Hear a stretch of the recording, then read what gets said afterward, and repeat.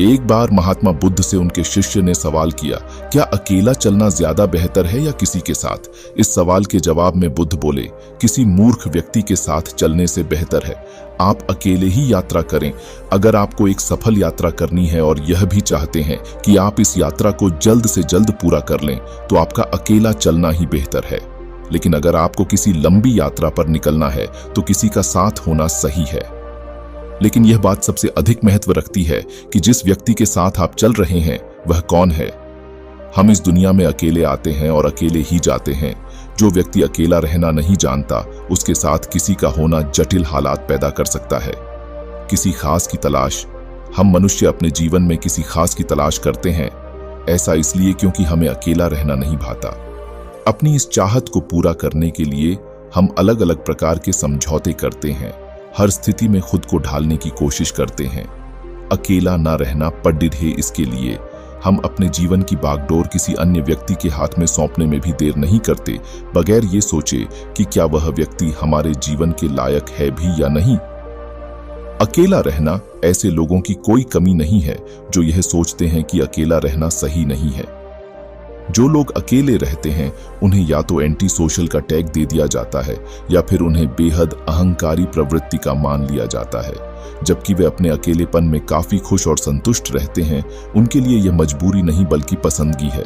उन्हें खुश रहने के लिए किसी और का साथ नहीं चाहिए। वे अपनी कंपनी में ही काफी एंजॉय कर लेते हैं। मान सम्मान। जो लोग अकेले रहते हैं उन्हें समाज में ज्यादा मान सम्मान भी नहीं मिलता। एक तो वो खुद किसी को अपने जीवन में हस्तक्षेप नहीं करने देते, दूसरा लोग भी उनसे जुड़ने की कोशिश नहीं करते। उनके विषय में अलग अलग धारणाएं बना लेते हैं। सोलो ट्रिप्स है चॉइस। मेरी एक दोस्त है, वह हमेशा सोलो ट्रिप्स पर जाती है और मेरे लिए हैरानी की बात तो ये है कि वह इन ट्रिप्स का मजा भी उठाती है।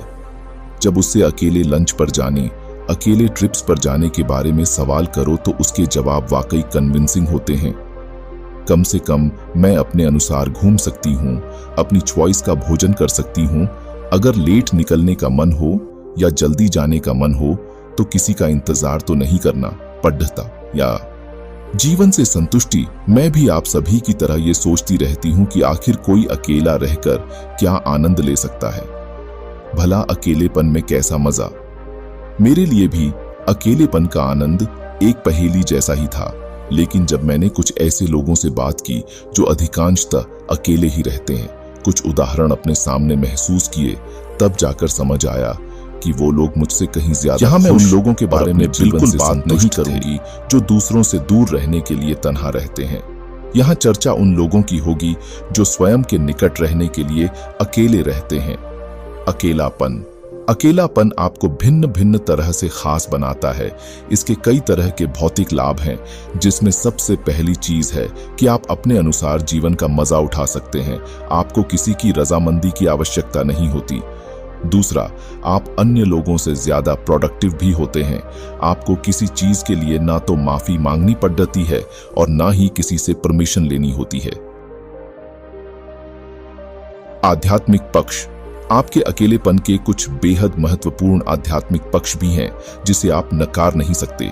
जो व्यक्ति एकांत वातावरण में अपने विचारों और मनोभावों के साथ रहता है, वह स्वयं को तो बेहतर तरीके से समझने लगता ही है, साथ ही दूसरों के लिए भी उसके दिल में जगह बनने लगती है। वह मानवता की गहराई से अवगत होता है। ऐसा इंसान भले ही अपनी भावनाओं का प्रदर्शन ना कर पाए, लेकिन इस बात में कोई संदेह नहीं कि उसके भीतर अन्य लोगों से कहीं ज्यादा संवेदनशीलता होती है। आपको इस बात से कोई फर्क नहीं पड़ जाता कि कौन आपको पसंद करता है और कौन नहीं।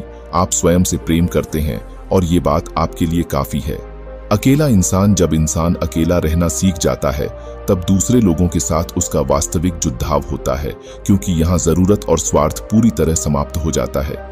अगर कुछ शेष रहता है तो वह उस रिश्ते और सामने वाले व्यक्ति का महत्व। भौतिक रूप से अकेला रहना।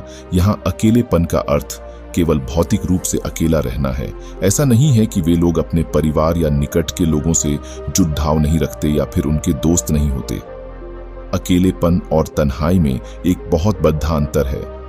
जो व्यक्ति अपने अकेलेपन में खुश रहता है, वह इन दोनों के बीच के अंतर को भी भली भांति समझ लेता है। इस स्थिति में आपका स्वयं के साथ जुड़ाव मजबूत होता है। आप आध्यात्मिक रूप से सशक्त होते हैं। आप अलग अलग प्रकार से खुद के बारे में ज्यादा गंभीरता से सोचने लगते हैं। मनुष्य का दिमाग प्रकृति की समस्त रचनाओं में मनुष्य ही एकमात्र ऐसी कृति है जो अपने मस्तिष्क का प्रयोग कर वह सब हासिल कर सकता है जो शायद कभी उनसे सोचा भी ना हो। मनुष्य का दिमाग असीमित विचारों को सहेज कर रख सकता है। अन्य जीव जंतु केवल उसी आधार पर रह जाते हैं जिस पर उनकी रचना हुई है, लेकिन मनुष्य शायद इस बात का अंदाजा भी नहीं लगा सकता कि अपने दिमाग और इच्छा शक्ति के बल पर वह क्या नहीं पा सकता। इंसान चाहे तो वह स्थिर रहकर अपने जीवन में हो रही घटनाओं को देख सकता है और चाहे तो उन्हें अपने पक्ष में करने का प्रयत्न भी कर सकता है। यह व्यक्तिपरक है। यकीन मानिए, जिसने जीवन का यह रहस्य समझकर अकेलेपन में खुद को तलाश लिया, उसे हरा पाना वाकई बेहद मुश्किल हो सकता है।